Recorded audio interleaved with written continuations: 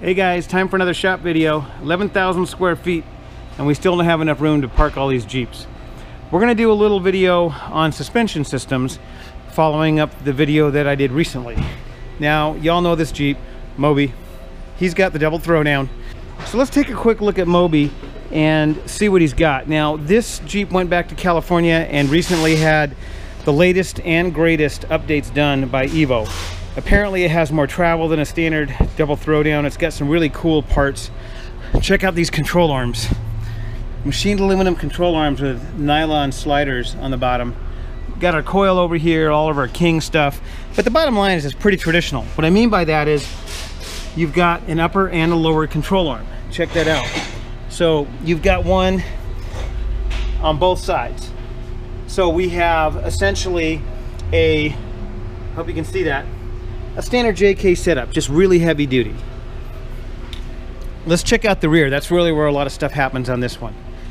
So back here, what we've done is we've laid these shocks down. They call it the double throwdown.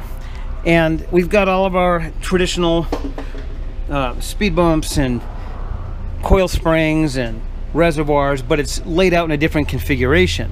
This is a Dana 80, and again, this is the newest, latest and greatest. Apparently it has about 8 inches more travel than the previous double throwdown, but let's look at a few things. It does have control arms that are similar to stock, long arms, but you'll notice there's 2 on this side, 2 on the other side. And because these links are pretty much parallel with the frame, we have to run a track bar. So you can see the track bar up there. That controls the side-to-side movement of this axle assembly.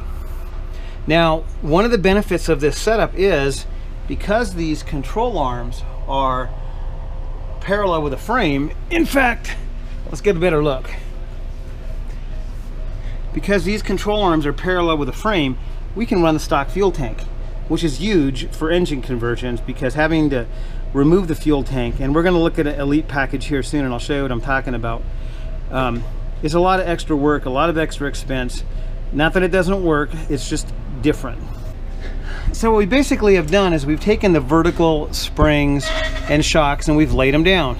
And this is packaged really compact, and it allows this rear suspension to have a lot of articulation. It's really strong. Now, over really high speed stuff, because we have a panhard rod or a track bar, that means this axle is gonna swing side to side a little bit.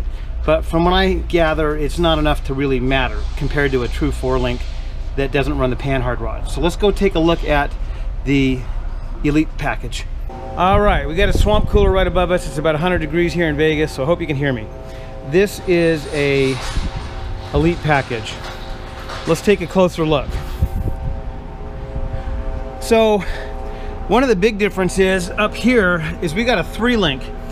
You notice we got a link here, one on top of the axle housing, and one over there. Now, I gotta say that I'm not as much of a fan of the 3-link as I am the 4-link for a lot of reasons. This can cause interference, and notice the elder wand is out, so we're mean business. This can cause interference with oil pans, not just the LS's, but Hemis and V6s, and traditionally you move the engine over to the passenger side to compensate. So on this Elite package, obviously we got some 70s, we've got these coilover King speed bumps, we've got this trussed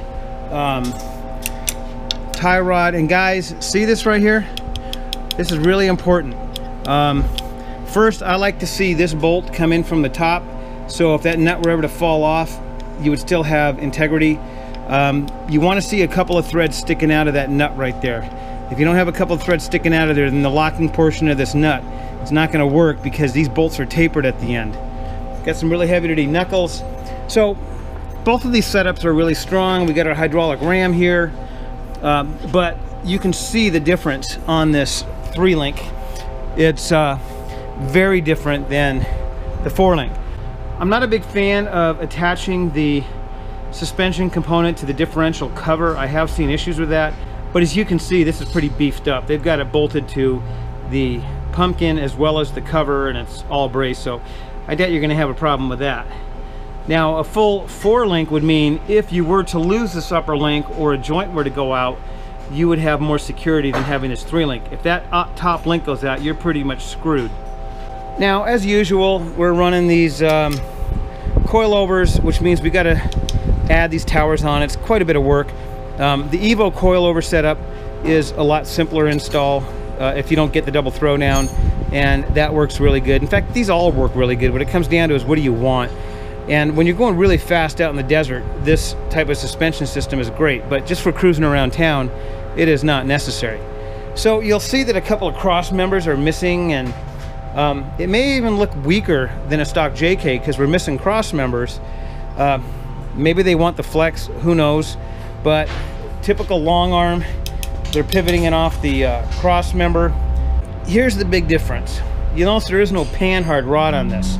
So it's a true 4-link, which means this axle is gonna self-center, and when it goes up and down quickly, like when you're pre-running off-road, there is gonna be no side-to-side input, so you're not gonna wag the tail. However, that's at the sacrifice of the fuel tank, which normally sits in this space here. So now we got to put the fuel tank back here. And this is a large tank, very well built, nice, but it also poses some other challenges that we will address probably as we move along with this build. This build literally got here a week or two ago, and it's just at that stage where we got the body off. I think we're putting an LT1 in this one, so it should have plenty of horsepower to haul all this metal. But you can see how many mods have been done to this frame.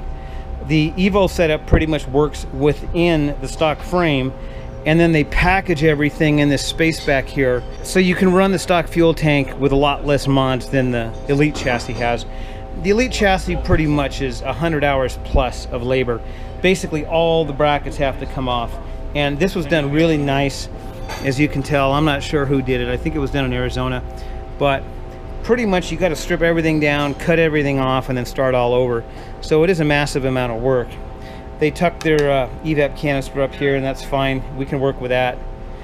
This does make it a lot more difficult for exhaust because we got a drive shaft up here, and we got to get an exhaust through here. It's gonna be challenging, and the same thing back here. We got to get it a 3-inch exhaust pipe up and over, so definitely puts a lot more wrinkles. And then most of these guys run full skids, and when you run full skids and seal all this in, you're basically creating an oven, and it's definitely more of a challenge. So that's a quick look at each one of these suspension systems. We will come back and do videos on each one of these, maybe the strengths and the weaknesses and how they ride off-road and on-road, etc. So we'll be seeing you shortly.